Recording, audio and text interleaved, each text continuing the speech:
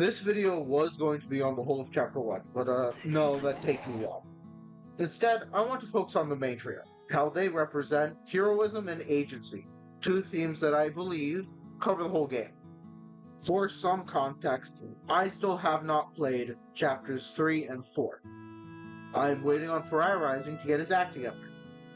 Why did I put Jack and Steen if I haven't played Chapter 3? Is he even in Chapter 3? No idea.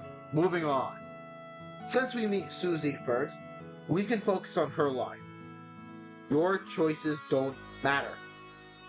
Now, you could say that this is Toby's way of speaking to the player, and I do agree that plays a part. But I think this also says something about Susie herself. After all, just before this line, she was projecting her feelings onto Chris, saying that everyone was waiting, no, wanting her gone. She was so certain that they were going to rat her out that she'd rather be expelled for biting their face off. So, I don't think it's a stretch to say she feels she has no agency, and that's why she lashes out for moving out. Rousey, on the other hand, says that he believes our choices do matter. Well, specifically Chris.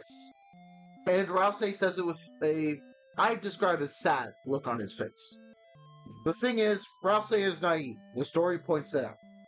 And he also says that events are foretold exactly as in the prophecy. So which is it? Do our choices matter or not? The answer is simple, and Susie puts it best at the end of the game. It's complicated. Since this is only Chapter 1 of 7, and agency is a major theme of later chapters, I can't say much on the topic now, especially when it comes to Chris and their agency. And that'll be the focus of my Chapter 2 video, if and when that happens. So let's move on to the other complicated point of this video. Heroism. What does it mean to be a hero? Many heroic stories feature the silent playable protagonist, like Link, Joker, and Mr. John Doe. The thing is, despite all three of these protagonists being very quiet, they are very different from each other. Doomguy never talks, but he has like adorable moments when he plays with those dolls. Joker never speaks, but he is clearly cunning and sarcastic. Link is always a gremlin, no matter what you do. Despite none of them speaking, they all have distinctions. They aren't just player self-inserts. And Chris is the best example. They're an odd individual. They have a ball filled with random junk, they huff marshmallow-scented markers, they perpetuate the cycle of existence, they eat the whole damn pie right in the middle of the night, and they throw me very roughly into a birdcage. Meanie. Rousey and Susie, on the other hand, are parallels in every way, down to their color themes. Pink and green are on the opposite sides of the spectrum. And just like their earlier statements, they are on the opposite sides of heroism. Rousey is kind and naive, and believes that everything can be solved peacefully. Susie is angry, edgy, and believes violence is the only solution. They both have good reasons to act the way they do. Rousey, the lonely prince who has spent his whole life idolizing the heroes of legend, he wants them to be as kind, caring, and heroic as he is. Susie has always been seen as a mean wolf, so she plays into that role forced upon her, acting as people think she should, believing everyone is as bad as people think she is. At first, when they truly party together, Rousey tries to talk Susie out of violently clobbering every single darker they find. Her attitude doesn't change from Rousey's preaching, but instead by finding a friend in the best boy, Lancer. Lancer doesn't treat Susie as a bully, but he also doesn't try and change her. So after fighting K-Round, Lancer considers her a hero for defeating that monster. Rousey, understandably so, rains on the parade by pointing out Susie did not help. She attacked the piece earlier, and attacking didn't knock off the crown, the peaceful bowing. This is an important moment for Rousey, because he finally stands up for himself against the hero that he's been looking up to for however long he's been alive. But Susie, lectured over how bad of a hero she is, gives up and joins Lancer, becoming a bad guy. Personally, I would join too if I could get monogram track jackets and sleepovers where we share secrets. That might just be a me thing. Even as a bad guy, they don't really do anything that villainous. I mean, like, they steal $40 to share a donut. They make me design a duck. They say my duck sucks ass. Build the duck. They blow the duck up. I'll see you in heaven, Rain the duck. Anyway, getting back on topic, there's the maze where Lancer follows you in reverse. And Susie shows how much she has grown to care for Lancer over such a short period of time. I can't blame her. He's a goofy little guy. Right before the maze, if you talk to a Rudin that's fanning Lancer, he'll mention how he was never liked. He was ostracized just like Susie, and I think that's why they work so well together. They're both outcasts who call themselves the bad guys, even though they very much aren't. So much so that when you get the rematch, just be very nice to Lancer, they'll give up. Now, back to the, main point, specifically for Susie's heroism. And, of course, the best culmination of that is Susie versus Lancer. After Lancer runs off and they get captured, Susie fights her way through the dungeon.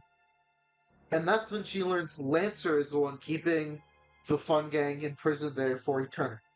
And in that moment, she reverts back to the mean girl, at least on the outside. This is the fight that makes her truly reflect upon her violent nature. Lancer is the enemy, yes, but also, more importantly, her friend.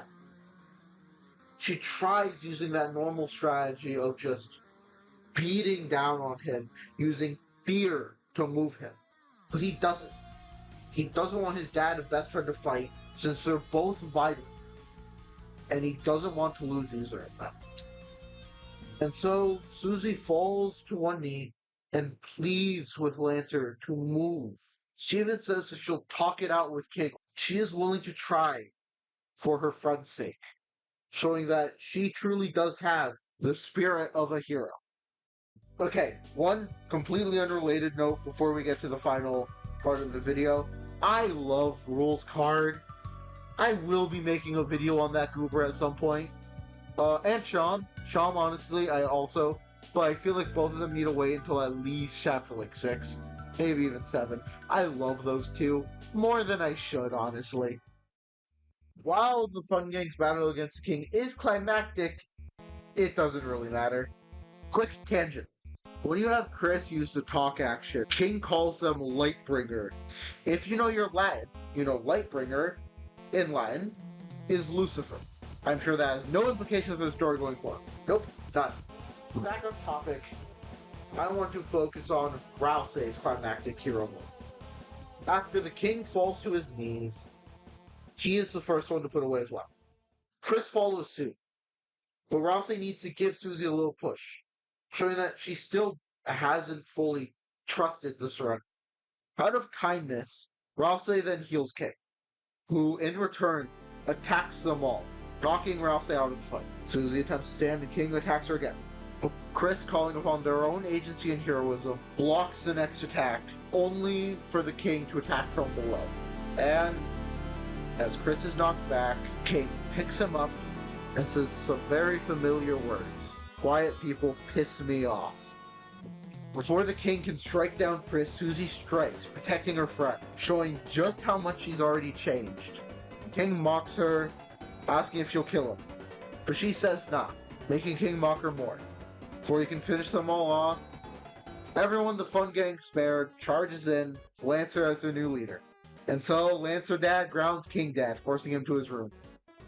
Rousey finally stands back up, understanding that not everything can be settled peacefully. Sometimes you have to fight to protect those you care about. But Susie doesn't take vindication from that, instead seeing the nuance. That even if there are times you have to fight, it doesn't mean you should never let your guard down, since you can end up hurting those you actually care for. After all, it's complicated. There is no one way to be a hero, because Deltarune is all about nuance. There is no answer to what it means to be a hero. A paltry end for this video, I admit, but I do think it's fitting, don't you? Thanks so much for watching. This has been an odd experience. I have no idea what I'll upload next, and if I actually finish this video on time, happy Halloween!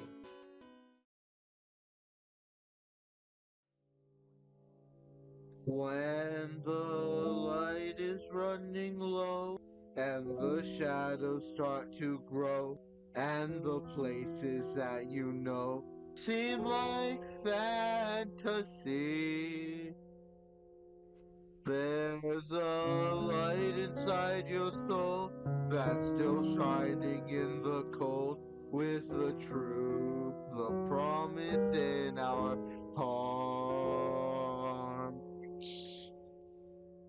Don't forget, I'm with you in the dark.